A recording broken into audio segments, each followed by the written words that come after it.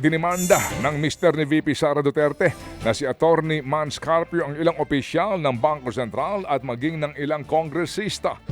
Nagtungo po sa Quezon City Prosecutor's Office si Carpio kahapon para po sampahan ng patong-patong na reklamo sina Bangko Sentral ng Pilipinas Governor Eli Remolena Jr. at Anti-Money Laundering Council Executive Director Ronel Benaventura. Kabilang po ang paglabag sa Bank Secrecy Law, Breach of Information, Security and Confidentiality ng Anti-Money Laundering Act at Data Privacy Act.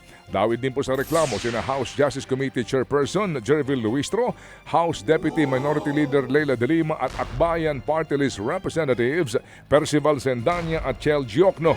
Ito nga pinag-uugat sa pagsisiwalat ng AMLAC sa impeachment hearing na mayroong 6.7 bilyong piso daw na kahina-hinalang transaksyon na umano'y konektado sa mag-asawa sa loob ng halos 2 dekada. Hindi raw ito nagtutugma sa naging Statement of Assets and Net Worth o SAL-N ni VP Sara. Pero giit ng kampo ni Carpio, hindi sila obligadong sagutin ang mga aligasyon ng House Justice Committee dahil hindi naman daw kasama ang kanilang kliyente sa impeachment proceedings. Itinanggi rin po ni Carpio na may lamang bilyong piso ang kanilang bank account. Ayon pa naman kina De Lima at Sendanya, halatang pangharas lamang at classic Duterte move ang isinampang reklamo ng asawa ni VP Sara. Muli rin iginigiit ni Congressman Giocno ang exemption ng impeachment cases sa bank secrecy law. Naniniwala naman po si dating COA Commissioner Heidi Mendoza na dapat magkaroon ng mas malalim na investigasyon ng COA at maging ang Anti-Money Laundering Council para malaman kung gaano nga ba talaga kalaki ang itinatagong pera sa bank accounts daw ni VP Sara Duterte. Una nang pinabulaanan ng Vice Presidente ang mahigit 6 billion pesos daw na transaksyon sa bank accounts nila ng kanyang mister na lumabas nga sa report ng AMLAC. Pero giit ni Mendoza, baka nga mas malaki pa dyan ang tunay na halaga ng naglabas-pasok na mga pera.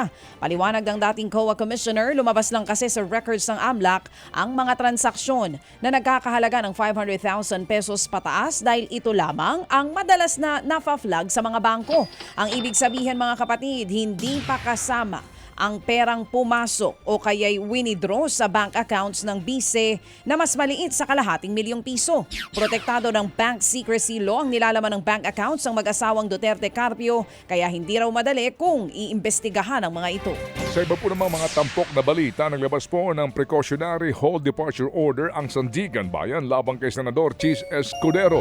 Inimbestigahan ng 6th Division si Escudero, kaugnay pa rin po ng umano'y pagkakasangkot nito sa flood control scandal. Kasama rin po sa pinagbabawalang lumabas ng bansa si Maynard Ngu.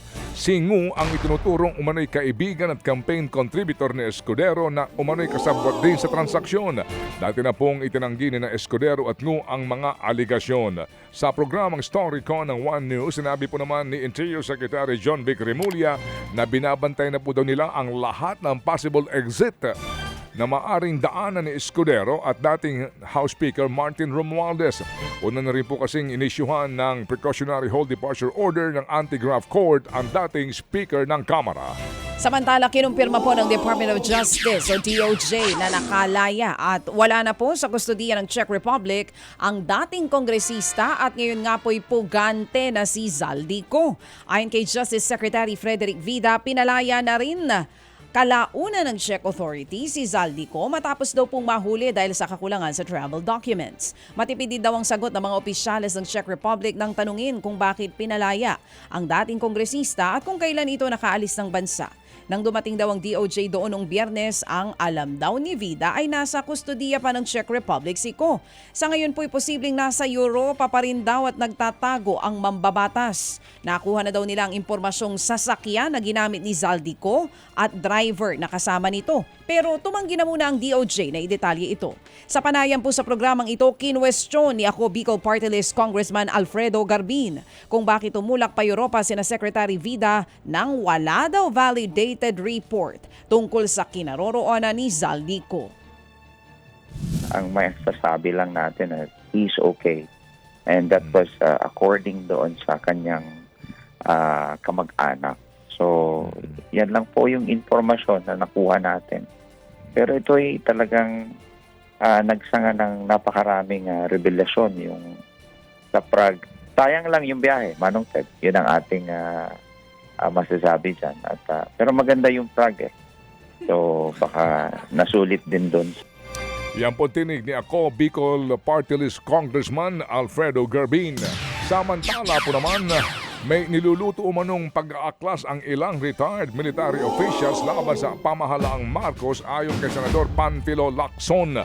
Hindi po binanggit ni Lacson kung sino ang kanyang source pero anya may mga nagre-recruit daw na retired AFP officials para patalsikin si Pangulong Marcos Jr.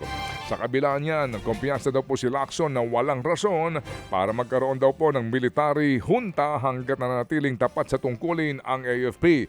Wala po naman daw po nababalitaan si Lacson na recruitment sa hanay po ng Philippine National Police. Noong pong Nobyembre ay nung nakaraang taon ay una pong nabanggit ni Lacson na may panawagan ang ilang grupo na magkaroon ng military junta. Para naman sa palasyo, hindi na raw ito bago. Ipaubay na lamang daw nila sa law enforcement agencies ang pag-iimbestiga. Mga kapatid, para sa iba pang mga balita at impormasyon, sundan niyo po kami sa X, Instagram, Facebook at syempre sa TikTok, True Network PH. Mag-subscribe din po kayo sa aming YouTube channel, True Network. May website din po tayo, truenetwork.ph. At pwede nyo rin po kaming mapanood sa Channel 19 ng aming True FM TV. Lagi pa rin makinig sa radyo dito po sa 105.9 True FM dahil dito, laging true sa'yo, kapatid. Dito tayo sa totoo, tunay at tapat.